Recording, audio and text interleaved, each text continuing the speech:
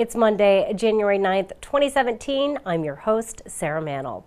We have a great show in store for you today. A plan to house former inmates in Hyannis will be discussed during tonight's Committee to Assess Homelessness meeting. We'll learn more about the Early Learning Center in Hyannis. A renowned pediatrician hopes to help Cape Cod parents, and so much more on this episode of Barnstable Today. In our top story today, the Committee to Assess Homelessness will again discuss a controversial plan by the Sheriff's Office. The plan would utilize a Hyannis home as a transitional shelter for former inmates. Town Manager Mark Ells will update the committee about recent meetings held with Sheriff Cummings about that plan. The Committee to Assess Homelessness meets tonight at 6 in the Selectmen's Conference Room. The Planning Board will review a plan to tear down 2 homes on School Street in Hyannis. Once torn down, developers would construct a condominium complex that would hold 33 market-rate units in 9 buildings. Some improvements to the property include the addition of a swimming pool and courtyard. The Planning Board meets tonight at 7 in the Town Hall hearing room. Finding a long-term solution to coastal erosion at Sandy Neck Beach is still a priority for the Sandy Neck Board. The board will continue discussion on the Coastal Resiliency Alternatives Report at its meeting tonight. The Sandy Neck Board meets tonight at 7:30 in the Selectmen's Conference Room. Up next, we'll learn more about the Early Learning Center in Hyannis, and we'll learn more about Barnstable West Barnstable Elementary School in our Principal Perspectives segments. Nicole Cucci, and I'm principal of the Enoch Cobb Early Learning Center. So this is Barnstable Public Preschool. Previously, our preschool classrooms were in the various elementary schools, and beginning this September, we have our own building and our own schools. Well, we have 6 classroom teachers. We also have 2 speech and language therapists, an occupational therapist, a physical therapist, and a school psychologist, and also a school nurse. So we have all of that right here in this little building. Our program is an inclusive preschool, which means that we have some students with disabilities and then some students without disabilities that we refer to as our peer model students. And the idea is that we're providing special education services for our students with disabilities in a developmentally appropriate, integrated setting so that they have peer models with strong language and strong social skills and positive behaviors to emulate. We also prepare them for kindergarten success by teaching them early academic concepts, but also school readiness skills, such as participating in a group, attending to teacher directions, transitioning between activities, things that they would need to be able to do in order to be successful in the kindergarten classroom.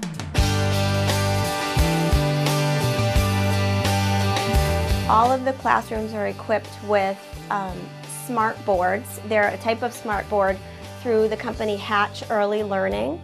And the unique thing about these smart boards is that they were specifically designed for preschool age students. So they came with over 1,100 different preschool activities and lessons that are already on the board but can also be specifically tailored by the classroom teacher. Another really wonderful aspect of the Hatch boards, the lessons are already differentiated for the different levels of learning. So as the teacher is going around and having the kids take turns, she can very easily do a lower level question for a student that might need a little extra support and a higher level question for a peer model who already has those concepts and skills mastered. We also have iPads that the students use that are also loaded with developmentally appropriate educational apps. We do have a lot of students with special needs.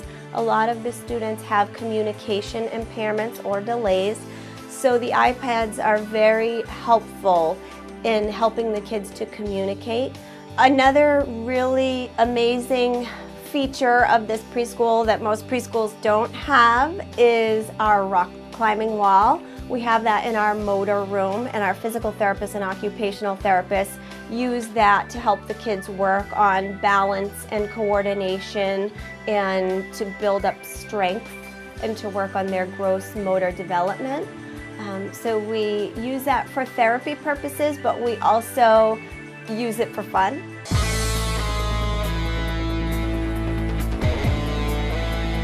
staff here are just so nurturing, so professional, so knowledgeable, and I think that they're all very skilled at matching students' individual needs with the types of activities and things that they need to really be successful. Every single person in this building really loves teaching those skills and working with young kids.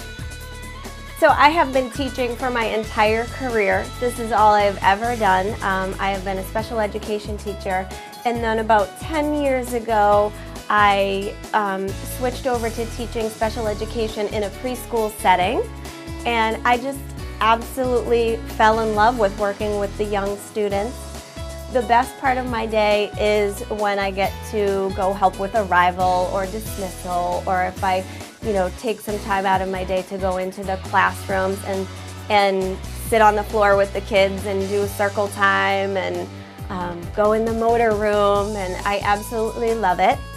And they all know my name, and it makes me so happy when they call me Mrs. Coochie, and so it's really fun.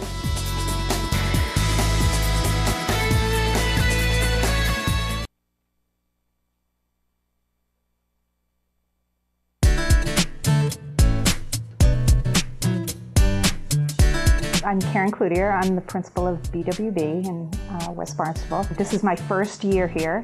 It's always been sort of in the life plan, professional plan to end up in Massachusetts, most specifically on the Cape. Here at Barnstable, West Barnstable Elementary School, we house kindergarten through third grade, about 257 students, K through 3. Great group of kids. My last 3 years have been spent in a second through fourth grade school. I truly missed working with kindergarten first graders. That first school experience is incredible.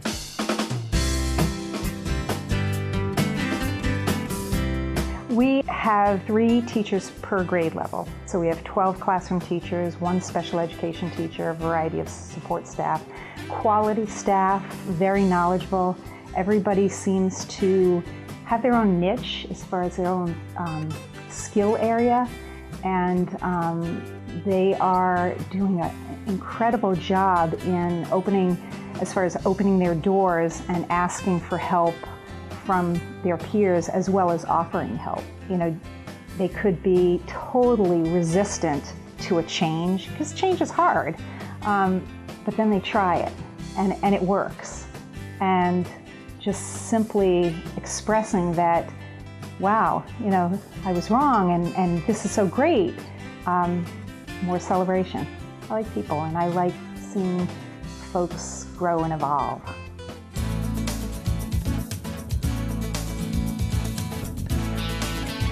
If I was a parent in Barnstable, and was choosing to come here, it would be for the quality education and caring that's projected from the school. I mean, it's out there, and parents have come here and have specifically chosen BWB because of the reputation of quality care and education. This really is a wonderful place to be, and I think that people know that. Anyone from staff to parents, and they've communicated that to me and others. But it really is. I love it. Now we'll learn more about an effort to help students and staff in need at Cape Cod Community College with the food pantry. I'm here now with Christine Menard. She is the Executive Director of the Family Pantry of Cape Cod, and of course this is a subsidiary of the Family Pantry of Cape Cod. What made you guys want to get involved with the pantry here at Cape Cod Community College? 3 years ago, it was recognized basically that there is a need on most campuses, specifically community campuses. In Barnstable County, we have about 9 to 10% of the population overall that is food insecure, meaning they don't know where their next meal is coming from. On a college campus, a recent study showed that that could be as high as 20%. So it just made sense for us to come up here and be able to offer faculty, staff, and students the opportunity to have access to a pantry on a weekly basis. Wow, I think it was surprising to me that there's such a need here on a community or a community college or a college campus. I guess I didn't realize that so many individuals, but it makes sense because people are really working hard. They're struggling, maybe trying to hold down a job or a part-time job to get themselves through school. So there could be some sacrifices that go along with education. Well, it's specific to the Cape as well. These folks, not only are they trying to make ends meet at home, they have to pay tuition. So you add that all together, they're oftentimes working 2 jobs. They have kids at home, they're working after work, before work, they're coming to school. So there's everything that they're trying to juggle. If we can take one thing off their plate, they can get a bag of healthy food every week, and maybe some of that, the funds that they would have been spending on money, can either go to tuition or an electric bill or just something else that they need. Absolutely, even gas to get to school, which is so important as well. Do you find that when people begin to use a food pantry and begin to ask for help, that it can ease their stress level in so many other areas of their lives? Absolutely. Think about it. When you have to, if you're in school, my daughter is a teacher. If you are hungry as a student, you can't focus.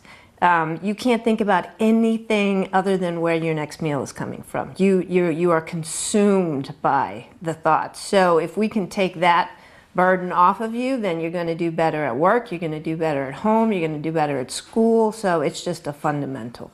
If someone is looking for help and maybe a lot of people really have a hard time asking for help. I think they think that it's charity, they don't want to take it. How would you encourage someone that may be watching to seek that help and really not be ashamed of a need? Yeah, no. If you come to this pantry, you should just think of it as a grocery store. That's all it is, except there's no register. We have the large one down in Harwich. We have the same feeling there. You should come in and feel just like you're shopping at a grocery store. We'll take some very basic information from you. We'll ask you your name. We'll ask you your address. We'll ask you to prove where you live. We don't care where you live. We serve the entire Cape. We'll ask you for your income to prove, but all you have to do, it's just a verbal. You do not have to prove income. For a single person, anybody that makes less than $22,000 a year is eligible to come to the pantry. So it should not be difficult for you to walk in. And it only takes about maybe 5 minutes to register. And anybody that walks into the pantry walks out with food. So we try to make it as simple as we possibly can. Wonderful. Just having this here on the campus, is it rewarding for you as well to see this grow on top of the Family Pantry of Cape Cod? Sure, and Kelly Brock she manages the pantry. She has a team of volunteers, including a bunch of folks from Project Forward, and they've done a tremendous job. Last year when the gym was closed, the pantry didn't get as many footsteps because people just weren't coming over to this side of campus.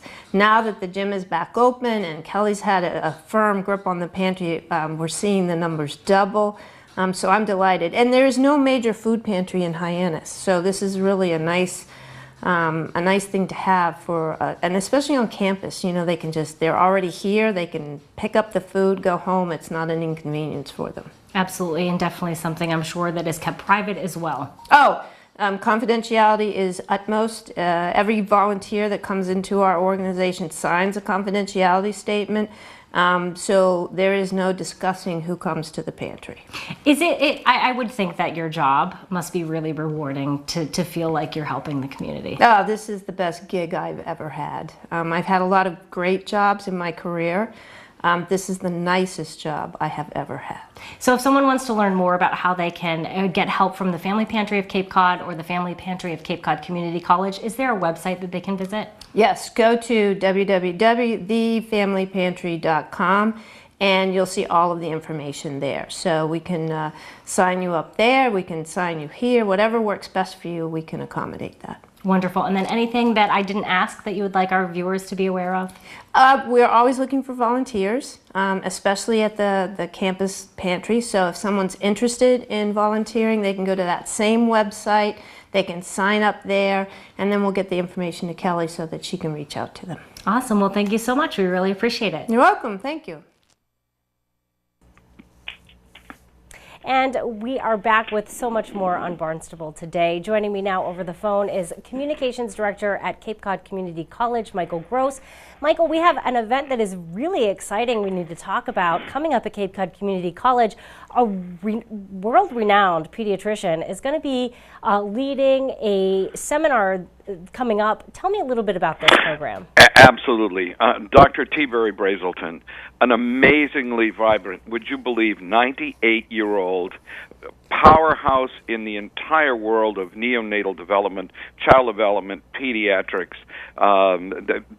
There are people for whom, the superlatives that you would use are really hyperbole. In this particular case, that is not the case.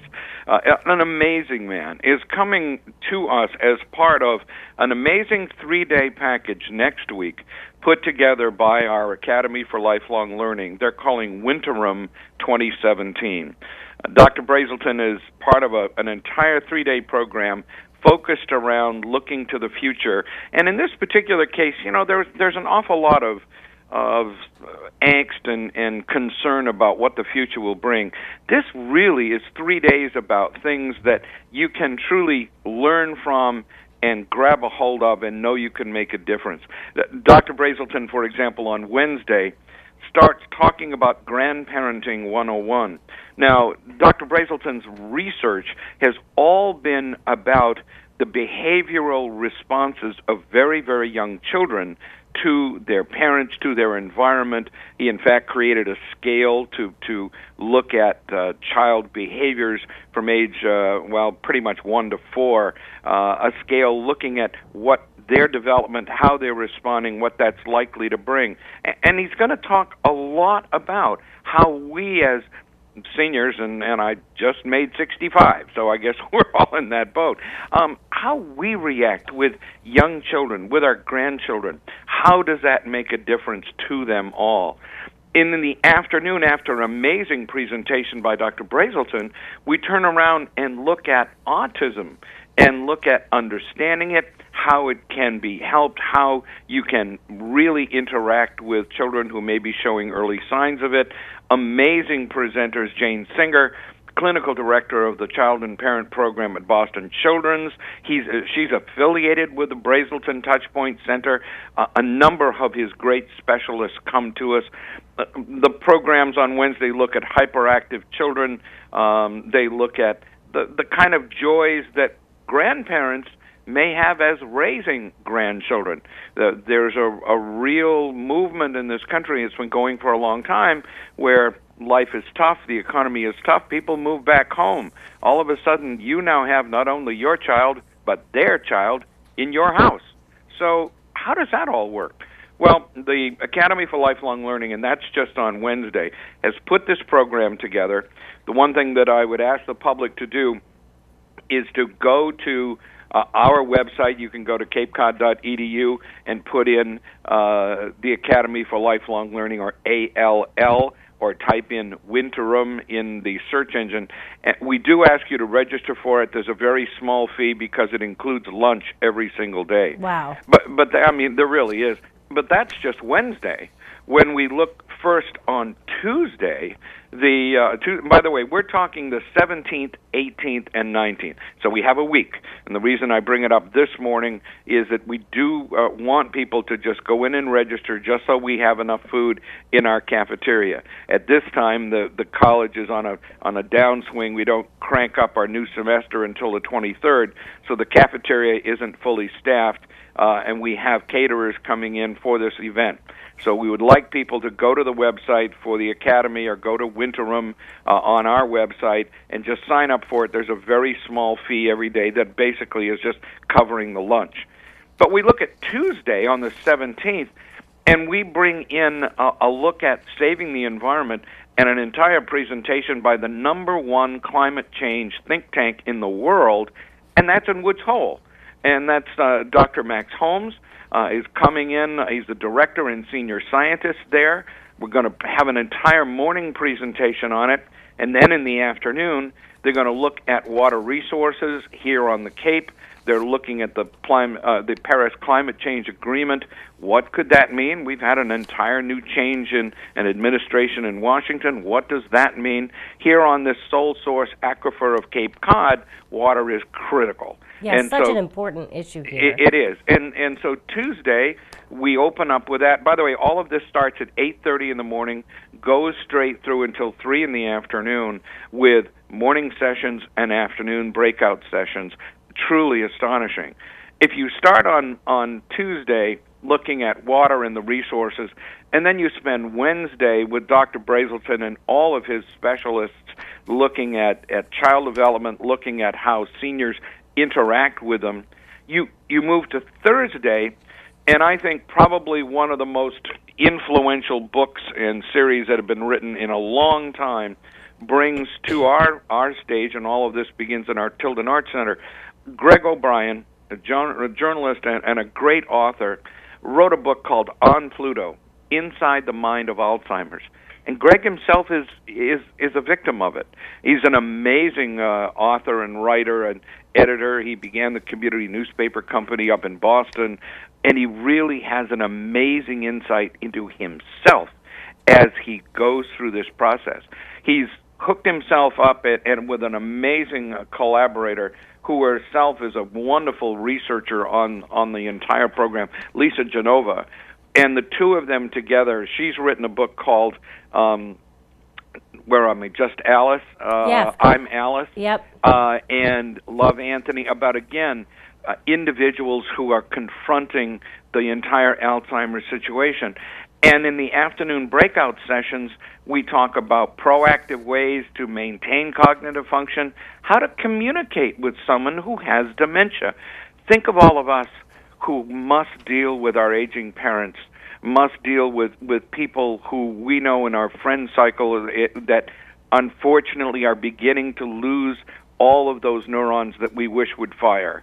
And here is an entire session about how to effectively communicate with them. What about the community support networks here on the Cape? There's an entire breakout session about how to get some help. Melissa Weidman, Director of Community Relations at Hope Health. And then, you know, there are some situations in which you're not really sure. Are you dealing with Alzheimer's? Are you dealing with an underlying medical issue? And one of the breakout sessions on Thursday is really called the ambiguous diagnosis of Alzheimer's disease. A personal experience. Jose Canero, a PhD, who's a member of the Academy for Lifelong Learning, is going to talk about his struggles and the struggles that he has found of those who aren't sure, the medical community isn't sure. What does this mean? These are 3 days of some of the most significant seminars and sessions I think I've seen put together in this region in a very, very long time. Yeah, an amazing roundup, like you said, of courses. And you said it was affordable, and I was looking here, $15 a day or $35 for all 3 days. That is quite the bargain, especially when you're going to get lunch out of it. And right, and with it is lunch, and really all that's really paying for is the lunch and maybe some photocopying, but I don't think you could even include that the way, you know, the cost of food these days. But $15, and again, the Academy wants the public to come and participate. The Academy for Lifelong Learning is a wonderful member organization here that's connected with the college and has been for some decades now. There are somewhere close to 900 members that come in and out throughout the year. Some are only here in the summer, et cetera. There's a fluctuating membership as the seasons go around. But they're vibrant. They are amazingly connected to so many people throughout the world who have come to retire here, come to live here, and bring their expertise and their friends' expertise. I mean, when you can get T-Berry Brazelton, who's just an amazing, when you think about the awards this man has won and the kind of experience he brings, he is vibrant. He was here about a year ago, and had the entire lecture hall spellbound Yeah. for almost a solid hour. I'm sure. I mean, looking back to when I was had little small children, I read lots of his books. So very important. Thank you so much, Michael, for telling us all about this event. We really appreciate it and look forward to it. Anyone who wants to sign up, go ahead and do that on the website. Absolutely. Go to the college's website, type in Winterim, or go to Academy for Lifelong Learning. And please do sign up just so we can make sure we have things set in our cafeteria. Awesome. Hey, thanks so much, and look forward to chatting with you again next week. Great. Good to speak to you. Bye-bye now. You as well. Bye-bye. Our guest today, of course, Communications Director at Cape Cod Community College, Michael Gross. Now let's find out what's happening around town in today's community calendar. The Centerville Historical Museum is launching a January film series this Saturday, January 14th. The first film being shown is the 1954 movie Marty. The movie focuses on a good-hearted butcher searching for love in New York City. A movie discussion with film critic Anthony Ambrosio will follow the screening. The film begins Saturday afternoon at 2 at the Centerville Historical Museum. That screening and discussion is free, although donations will be accepted. Sturgis Library is offering free after-school snacks every Wednesday from 3:30 to 5 for any child aged 18 and under. Healthy snacks will be different each week and served on a first-come, first-served basis while supplies last. There are no restrictions or requirements apply. You can just stop in. And here's a rundown of our board, committee, and commission meetings today and tomorrow.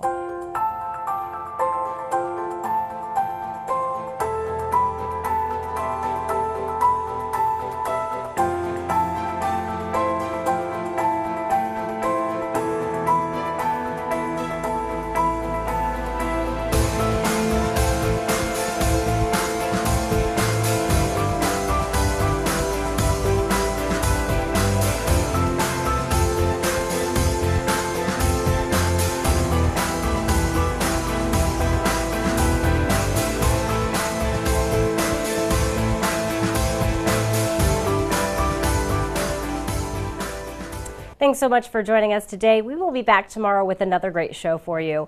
We're going to chat with Police Chief Paul McDonald. We'll talk with DPW Director Dan Santos. Plus, we'll have all the news and information you need. For Barnstable Today, I'm Sarah Mantle.